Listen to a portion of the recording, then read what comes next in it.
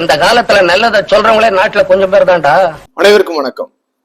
பரபரப்புக்கு கொஞ்சமும் பஞ்சம் இல்லாத தூத்துக்குடி ஆசிரியர் திருமண்டலத்தில் தேர்தல் முடிந்து விட்டது, பரபரப்பு ஓய்ந்து விட்டது. இனிமே புதிதாக ஒரு நிர்வாகம் வந்து அவர்கள் நிர்வாகத்தை பார்த்துக் கொள்வார்கள் என்று உங்களைப் போல நானும் அனைவரும் எதிர்பார்த்து கொண்டிருக்கும் நேரத்துல இதுக்கு முன்பாக அப்பப்போ பாத்தீங்கன்னா யாராவது என்ன பண்ணுவாங்க, பத்த வைப்பாங்க, பத்தி ஏறியும் நம்ம என்ன பண்ணுவோம், அதை அணைப்போம்.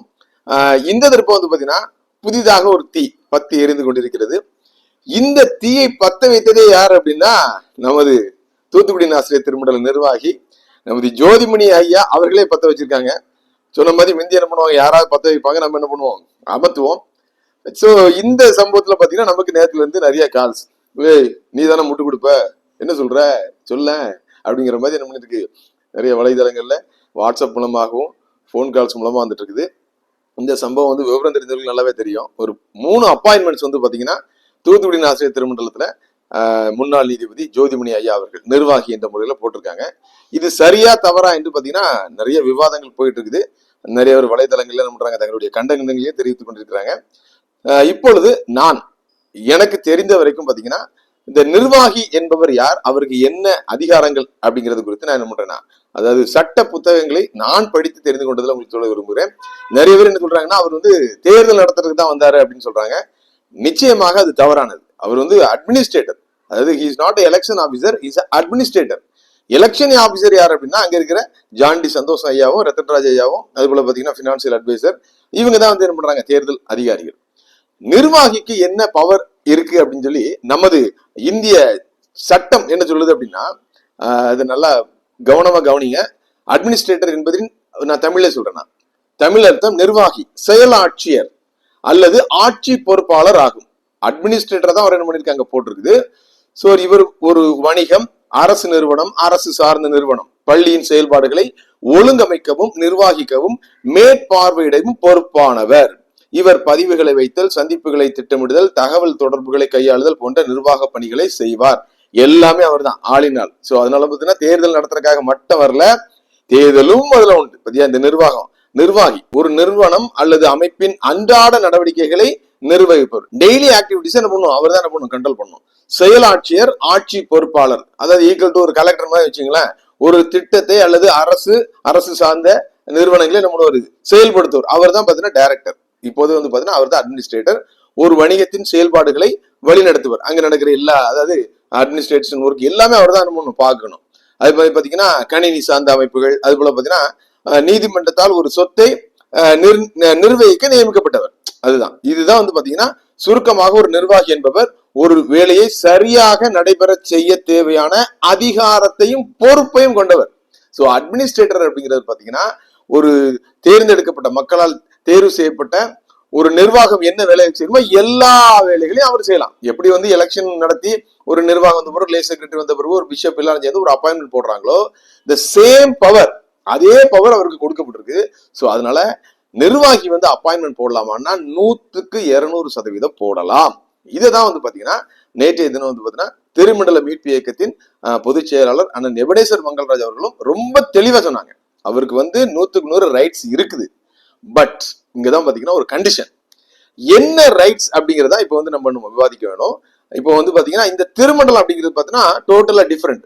அரசு சார்ந்த ஒரு அமைப்பு மாதிரி கிடையாது. இப்போ அரசுல வந்து பாத்தீங்கன்னா அங்கேயே என்ன பண்ணுவாங்க, கருணையில வேலை கொடுப்பாங்க. இப்போ வந்து பாத்தீங்கன்னா ஒருத்தர் வேலை செஞ்சுட்டு இருப்பாரு, இறந்துருவாரு, கருணை அடிப்படையில என்ன பண்ணுவாங்க, அவர் பொண்ணுக்கோ பையனுக்கோ வேலை கொடுத்துருவாங்க அரசுல.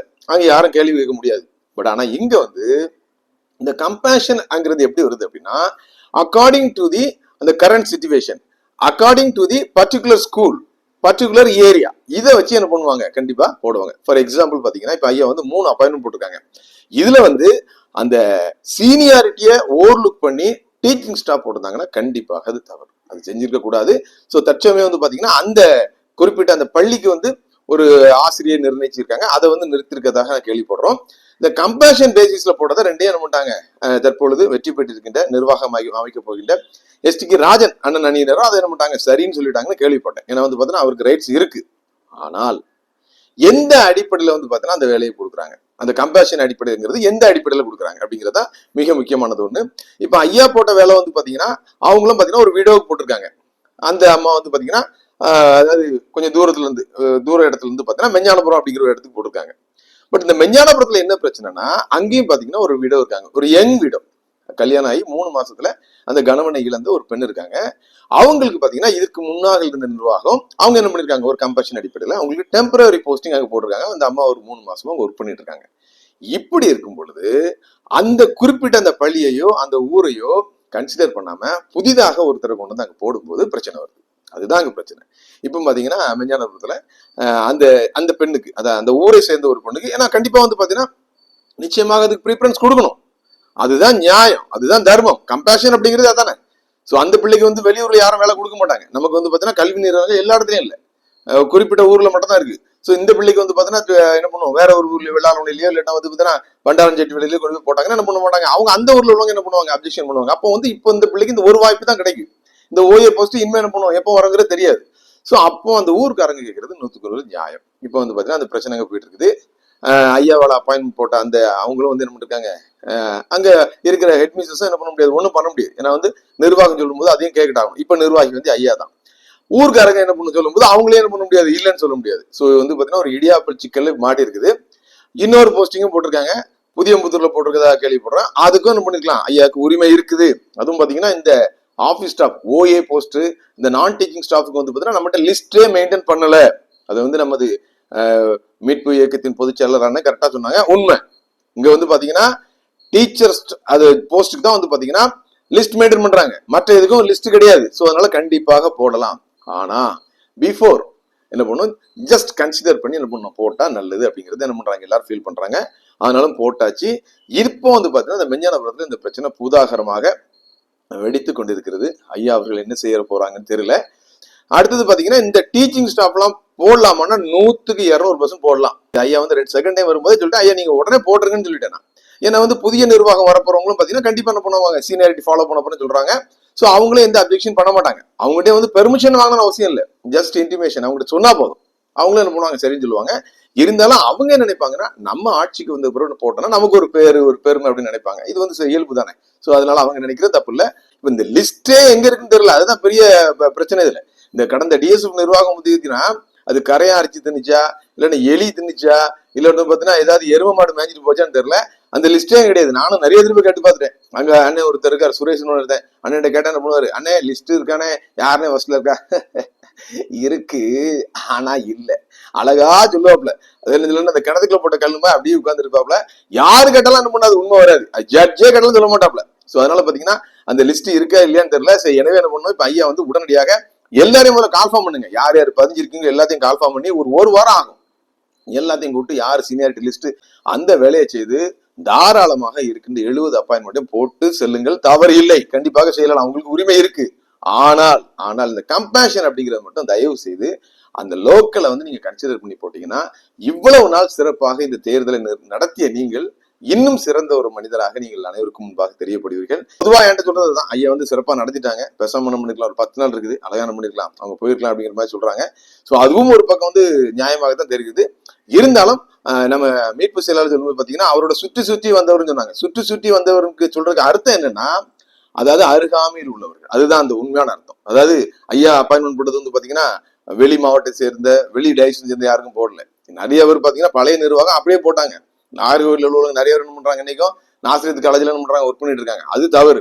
அது மாதிரி பணத்தை வாங்கி கொண்டு போட்டாருன்னு சொன்னா ஒரு பைசா கூட வாங்கல. அதெல்லாம் வந்து பாத்தீங்கன்னா யாராவது சொன்னாங்கன்னா பணத்தெல்லாம் வாங்கி போட்டாங்க, இவர் வந்து தப்பு பண்ணான்னு சொன்னா நாக்குல என்ன பண்ணும், ஆமா புழுதான் வரும். அதெல்லாம் ரொம்ப தப்பு. அவர் இன்னைக்கும் நேர்மையான மனிதர் தான். ஆனால் சிலரால் வந்து பாத்தீங்கன்னா ஐயா வந்து இயக்கப்படுகிறார்கள் என்பது 100% உண்மை. குறிப்பாக இந்த ஹெட் கிளார்க் செல்வின், அவர் மேல ஏராளமான கம்ப்ளைண்ட் இருந்துட்டே இருக்குது. அவருடைய செயல்பாடுகளை கேட்டு ஐயா செய்கிறார் என்பதை மறுப்பதற்கும் இல்லை. நானும் வந்து ஐயா உள்ள இருக்கும்போது சொன்னேன், அவருக்கு இந்த ஹெட் கிளார்க் போஸ்ட் கொடுத்தே வந்து பாத்தீங்கன்னா இல்லீகல்னு சொன்னேன். ஐயா வந்து என்ன பண்ணுவாங்க, நீக்கும்னு சொன்னாங்க. அதுக்கப்புறம் பாத்தீங்கன்னா உள்ள வந்ததுக்கு அப்புறம் ஐயா எப்படி அவர் சமாளிச்சான்னு தெரியல, அந்த ஹெட் கிளார்க் போஸ்ட் வந்து எடுக்கல, அவருக்கான அதிகாரத்தையும் குறைக்கல. அவர் வந்து கண்டிப்பாக பின்னணியில் இருந்து இயக்கி கொண்டிருக்கிறார் என்பதற்கு எந்த விதமான சான்றும் தேவையில்லை. இது 100% உண்மை. ஒரே ஒரு உதாரணம் சொல்லலாம். அந்த 3 ஆயர்கள் என்ன பண்றாரு, இந்த பதவி நீக்குவேன்னு சொன்னார். என்ற உண்மையிலே நான் மீடியாவில் உண்மை சொல்றேன். சென்னையில் ஐயாவை சந்திக்கும் பொழுது அந்த 4 ஆயர்மார்களையும் கண்டிப்பா என்ன பண்ணுவேன், பதவியை விட்டு நீக்கி விடுன்னு சொன்னாங்க. ஆனால் அதற்கு பிறகு வந்த பிறகு பாத்தீங்கன்னா டேவிட் ராஜ் ஐயரை மட்டும் தான் நீக்கியிருக்காங்க. அவர் மேல ஏராளமான குற்றச்சாட்டு, அவருக்கு வாய்ப்பே கிடையாது. அதனால புதிய நிர்வாகம் வந்தாலும் என்ன பண்ணணும், கண்டிப்பா நடவடிக்கை எடுக்கும். ஐயாவும் எடுத்திருக்காங்க. ஆனால் இந்த 3 குறிப்பிட்ட அந்த ராபின், அந்த ஹாரிஸ், அது போல பாத்தீங்கன்னா அந்த லிவிங்ஸ்டன், இவர் மேல வந்து பாத்தீங்கன்னா இந்த குற்றச்சாட்டு இல்லைன்னு சொல்றாங்க. எப்படி இல்லைன்னு சொல்லுவாங்க ஐயா? அந்த வீடியோ ஃபுட்டேஜ் இன்னைக்கு ஏன்டா இருக்குது. அந்த காரை மறித்து வழி மறித்து கலாட்டா பண்ணியது, குறிப்பாக பாத்தீங்கன்னா மூத்த குருவானவர் திரு மோசஸ் ஜெபராஜ் ஐயாவை வந்து பாத்தீங்கன்னா ஒருமையில பேசுனது, கையை நீட்டி பேசுனது லிவிங்ஸ்டன் பண்ணாரு. இன்னைக்கு ஏன்டா எவிடன்ஸ் இருக்கு, வீடியோ இது இருக்கு. அதே மாதிரி அந்த ராபின் வந்து பாத்தீங்கன்னா அவருடைய உதவியாளர் என்ன பண்ணாரு, அப்படி பிடிச்சாரு, பிடிச்சு என்ன பண்ணாரு, நிப்பாட்டினாரு. எவிடன்ஸ் ஏன்டா இருக்கு, இப்ப கூட நான் உங்களுக்கு தரேனா. அது போல பாத்தீங்கன்னா ஹாரிஸ் கூட என்னாரு, அங்கி இல்லாம என்ன பண்ணாங்க, சண்டை போட்டாங்க. அது தப்புறா இல்லையா? அது மட்டும் இல்லைங்க, இன்னொன்னு பாருங்க, பிரஸ் மீட்ல உட்காந்தாங்க. இன்னைக்கு எவிடன்ஸ் இருக்கு. இவங்களுக்கு என்ன ரைட்ஸ் இருக்கு? திருமண்டல சட்டத்தின்படி ஐயர்கள் வந்து உட்கார்ந்து என்ன பண்ணும், தங்களுடைய குறைகளையும் மற்றவர்களை வந்து அசிங்கப்படுத்துற மாதிரி பிரஸ் மீட் கொடுக்கணும் எங்கேயாவது இருக்கா? கான்ஸ்டிடியூஷன்ல இருக்கா? கிடையாது. சோ அவர்கள் 100க்கு 100 நடவடிக்கை எடுக்க தகுதியானவர்கள் தான். அது பாத்தீங்கன்னா சில நாட்களுக்கு முன்னால பாத்தீங்கன்னா கலெக்டர் ஆபீஸ்ல என்ன பண்ணாங்க, நீதிபதி ஐயா அவர்கள் ஒருமையில பேசினாங்க. நீதிபதியே வெளியேறு, ஜோதிமணியே வெளியேறுன்னு சொன்னாங்க. அப்போ இதுல முக்கியமானது அவங்க 4 பேர் இருந்திருக்காங்க. சோ அதுல எவ்வளவு மகா தவறு, அவர்களை எப்படி நீங்க வந்து ரிவர்வ் பண்ண முடியும்?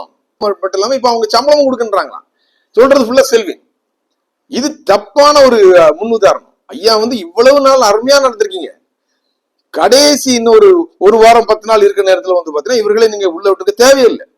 நீங்க என்ன பண்ணிக்கலாம், இல்லைன்னா அது பெண்டிங்ல கூட வச்சுட்டு போயிருக்கலாம். கண்டிப்பாக புதிய நிர்வாகம் என்ன பண்ணுவாங்க, வச்சு செய்வாங்க. அவ்வளவு ஈஸியெல்லாம் விட மாட்டாங்க.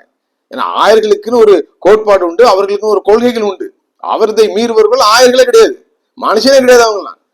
அப்படி இருக்கும்போது ஐயா நீங்க வந்து நேர்மையானவர்களா இருங்க, நீங்க வந்து என்ன இறக்கமுள்ள மனிதரா இருங்க. ஆனா தற்பொழுது அவர்களை மீண்டுமாக பணி செய்ய அனுமதித்தது நிச்சயமாக திருமண்டல் மக்களுக்கு மிகுந்த ஏமாற்றத்தை கொடுக்கிறது. ஏன்னா அந்த ஒரு இஷ்யூ தான் பாத்தீங்கன்னா அந்த ஆன்டி டிஎஸ்எஃப் அப்படிங்கிற மூவ்மெண்ட்டை கொண்டு வந்துச்சு. இன்னைக்கு அவர்கள் வந்து பதவியிலிருந்து முற்றிலுமாக தள்ளப்பட்டதுக்கு காரணம் ஆயர்களை அரசியல் செய்ய வைத்தது, உங்கள் காரை வழிமறித்தது, அது போல இந்த பிரஸ் மீட் கொடுத்தது, அது போல கலெக்டர் ஆபீஸ்ல வந்து என்ன பண்ணது, நின்று கோஷம் போட்டது, இதுல முக்கிய காரணம். அப்படி இருக்கும்போது இவர்கள் இதுல வந்து மெயினே அவங்க தான். இந்த ஹாரிஸ் மேல எல்லாம் பாத்தீங்கன்னா அந்த தாளமுத்து நகர்ல இன்னும் காணிக்க காசு கொடுக்கணும்னு சொல்லி ஏராளமா குற்றச்சாட்டு இருக்குது. அவன் அந்த ராபின் மேல பாத்தீங்கன்னா அவ்வளவு ரவுடித்தனம் பண்ணாருன்னு சொல்லி இருக்குது. சோ அப்படி இருக்கும்போது அவர்களை உள்ள விட்டது நிச்சயமாக தவறான ஒரு செயல். ஐயாவுடைய பார்வையில் வந்து பாத்தீங்கன்னா சரியாக இருந்தாலும் நமது திருமண்டல மக்கள் சார்பாக வந்து பாத்தீங்கன்னா ஒரு ஏமாற்றத்தையே கண்டிப்பாக தந்திருக்கிறது. அவர்களுக்கு நிச்சயமாக சம்பளம் கொடுக்கணும் சொல்லி என்ன பண்ணிட்டு இருக்காங்களா, செல்வின் வந்து ஃபைட் பண்ணிட்டு இருக்காராம். எதுக்கு சம்பளம் கொடுக்கணும்? கொடுக்க கூடாது, ஒர்க்கட்டும், கொஞ்ச நாள் வெயிட் பண்ணட்டும். கண்டிப்பாக புதிய நிர்வாகம் என்ன பண்ணும், இவர்கள் வந்து பாத்தீங்கன்னா ஐயா ஒருவேளை மன்னித்து விட்டாலும் அவர்கள் பிரஸ் மீட்ல உட்கார்ந்தது, கலெக்டர் ஆபீஸ் போனது, அது போல பாத்தீங்கன்னா கலாட்டா பண்ணது, எல்லாத்துக்கும் ஒரு கமிஷனை போட்டு கண்டிப்பாக அவங்க கயிறு ஆகணும். அதுதான் வந்து பாத்தீங்கன்னா ஊடகவியலாளராக என்னுடைய கருத்து மட்டுமல்ல, ஒட்டுமொத்த தூத்துக்குடி ஆசிரியர் திருமண்டல் மக்களுடைய கருத்தாக அமையும். எனவே மீண்டும் தெளிவுபடுத்துகிறேன், நிர்வாகி என்பவருக்கு பாத்தீங்கன்னா வேலை வாய்ப்பு கொடுப்பதற்கு அதிகாரம் உள்ளது. ஆனால் எந்த சூழ்நிலையில் யாருக்கு அந்த வேலை வாய்ப்பு கொடுக்கப்படுகிறது என்பது மிக மிக முக்கியம். அது போல பாத்தீங்கன்னா இப்பொழுதும் ஒன்னும் குறைஞ்சு போல சீனியாரிட்டி லிஸ்ட் வந்து மெயின்டைன் பண்ணி இருக்கின்ற வேலை வாய்ப்புகளை அனைவருக்கும் கண்டிப்பாக கொடுத்து விட்டு செல்லலாம். அப்படி செல்வதால் மட்டும்தான் ஐயாவுடைய பெயர் புகழ் நிச்சயமாக பொன் எழுத்துக்களால் பொறிக்கப்பட்ட ஒரு சம்பவமாக தூத்துக்குடி ஆசிரியர் திருமண்டலத்தில் மட்டுமல்ல ஒட்டுமொத்த திருமண்டலங்களில் விளங்கும் என்பதை பணிவுடன் தெரிவித்துக் கொள்கிறேன். அனைவருக்கும் வணக்கம். சொல்றவன் சொந்த வாழ்க்கையை பத்தி எல்லாம் கிளறி பார்க்காதே, அவன் சொல்றதுல அறிவுக்கு பொருத்தமா இருந்தா நடங்க.